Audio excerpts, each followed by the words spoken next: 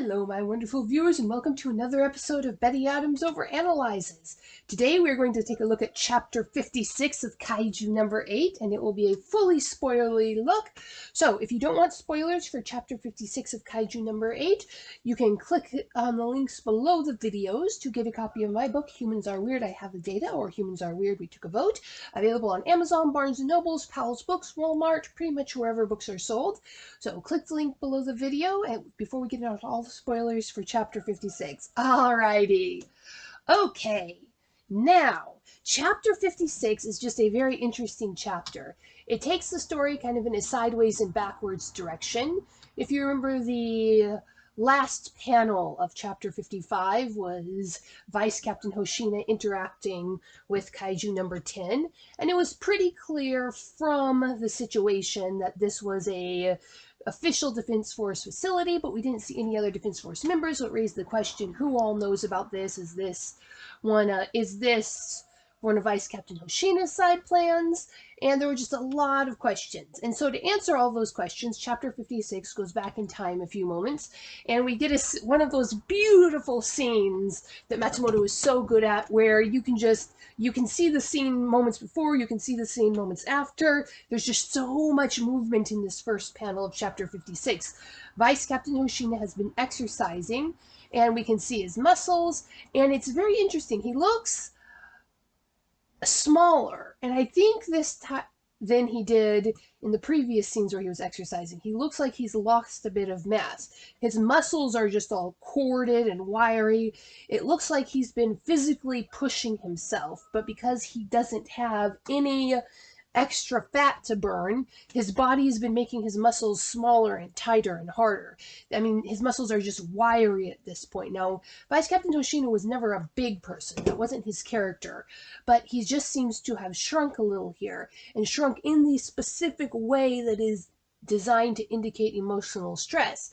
And I think this goes back to the last time we really saw him, not counting the funeral scene, and when he was standing guard over Kaiju number 8, Kafka, and that just haggard look of emotional trauma that was on his face because, he'd gotten close to Kafka. And I think what we're seeing here is the result of the emotional trauma that Vice Captain Hoshina has been going through, just because of the betrayal by Kafka, the stress of not being good enough to prevent Kafka from having to reveal himself in the fight with number 10. And then we discover that they've kept Kaiju number 10's head alive in a tank, and it's woken up. And we see Vice Captain Hoshina indicate that he really doesn't have much of an emotional connection to Kaiju number 10, or he's so professional he's hiding it. And that is, again, it's kind of a sideways indicator to me that the hints of emotional trauma that we get in that first panel are all tied back to Kafka and his relationship with Kafka. But that's just almost barely a side theory. So let's get into the main meat of this chapter. Kaiju number 10 wants to deal specifically with Vice Captain Hoshina, who really doesn't seem to have much of a thing. So Vice Captain Hoshina seems to have set the Kaiju number 10 incident behind him after the end of the battle, just filing it away as one more Kaiju. But Kaiju number 10 seems to have really imprinted on Vice Captain Hoshina, and we get a lot more later on in the chapter about how intense that imprinting process was. And this is just a fascinating setup that we see here. We get a look at how the Defense Force is handling this situation, but Kaiju number 10 has this interaction with Hoshina. It's a challenge, and Hoshina just takes it. We just get a real look at how awesome and tough Vice Captain Hoshina is in this interaction where they're embracing each other. And then we have this interesting, we get all these close-ups of Kaiju number 10's head, and there's a certain amount of mass there. And we get an interesting confirmation about how the Kaiju's mass is limited and how they need power. And this all ties back into my theory about Kaiju number 8 having to eat away at Kafka to maintain the Kaiju number 8 mass and the energy for the attacks. But anyway, at the beginning of this chapter, we get this really clear look at Kaiju number 10's mass. And then, about halfway through the chapter, Kaiju number 10 uses something, some mass, some energy, to regenerate his body, his arms and his shoulders reaching out for Vice Captain Hoshina. But he doesn't have the energy to maintain it. And when the attempt at regeneration fails and the flesh melts away, the actual mass that he has left in his body in the tank has also melted away and is smaller. So we get a clear view that the Kaiju here in the human world do not have an infinite energy source, especially if their core is damaged. This goes back to my theory that the core might be a conduit for energy between them and this other world. But when a Kaiju cannot fully access their core, when they don't have a full Kaiju core, they are bound by the laws of conservation or mass. Mass cannot be created or destroyed.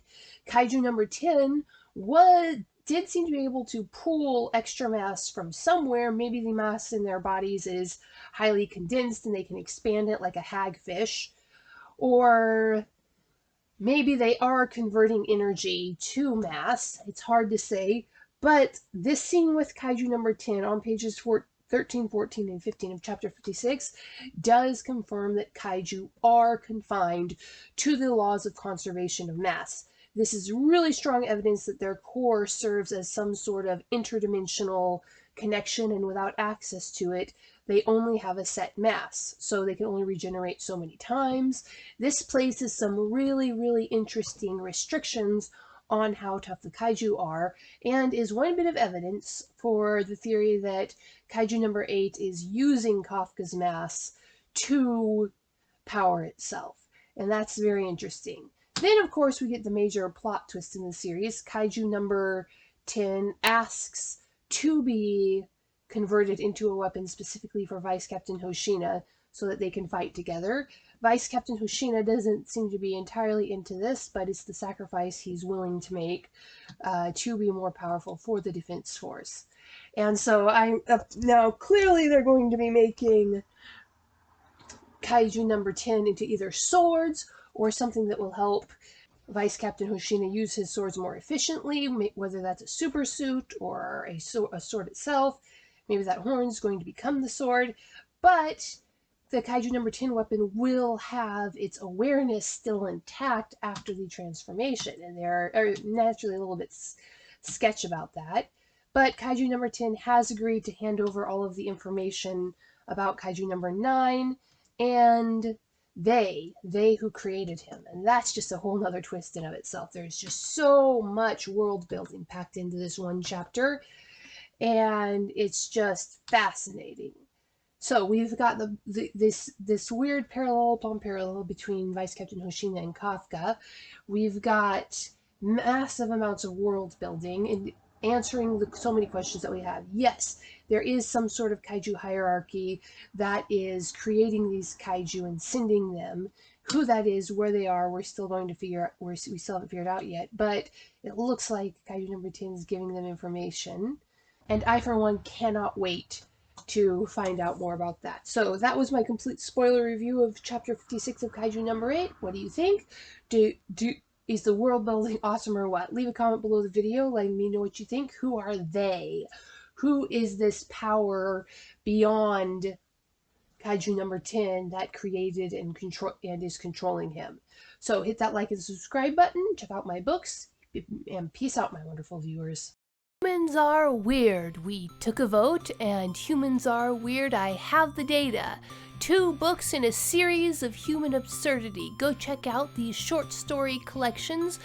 What will our little green friends think of us when we finally do make it to space? Find out the answer in 2 books of human absurdity.